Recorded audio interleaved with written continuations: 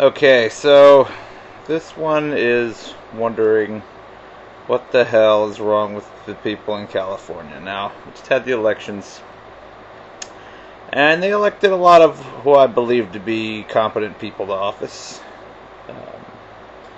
People who aren't necessarily, they're Democrats. They're not they don't represent the change that I'd like to see, but they represent the lesser of two evils, and I guess that's the best we can do these days. But what I can't understand is how people manage to vote for Proposition 26. To those people who did vote for Proposition 26, why? Why? Do you have any idea where this legislation came from? This was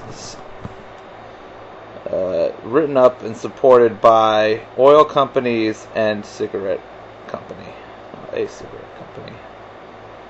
Why on earth would you ever vote for legislation that originates from oil companies and cigarette companies?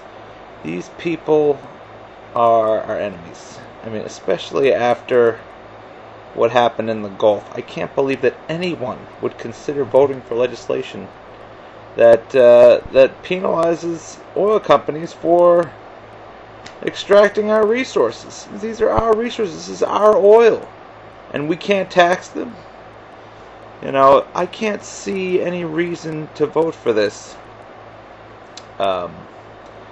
Proposition 26, do people in California think the deficits are just going to up and disappear magically? It's like, these initiatives are so stupid. People are so stupid. They're like, oh, we want to get rid of the deficit, but we don't want taxes at all. There's a disconnect here. If the option is raising taxes on oil companies and cigarette companies versus maybe your kid goes to school with 40 other classmates, or maybe your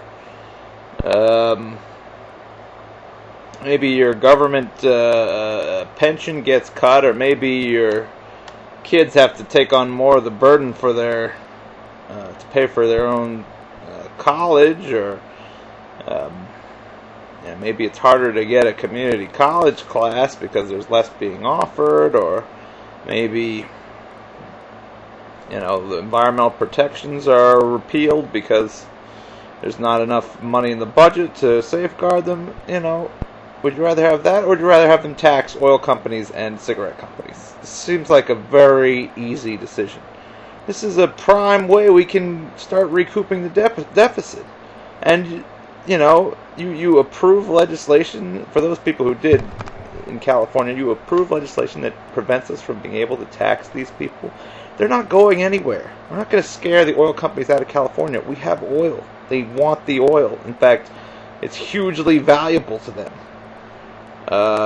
Whether we tax them or not, their industry will stay here. Their jobs that they do, that they provide to this state, will stay in the state. There's no reason not to tax these companies more. And the fact that I can't even imagine, I can't think of a single reason why people would vote on this legislation. Would vote yes on this legislation. So for those people who did, I'd like to know, what is your reasoning?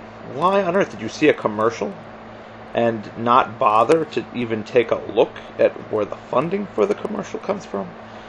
I should stress that in general, it's probably a good idea, and every time you see a commercial for something, to see who's funding the commercial and see if you agree with those people, because I'm pretty sure if the proposition had said,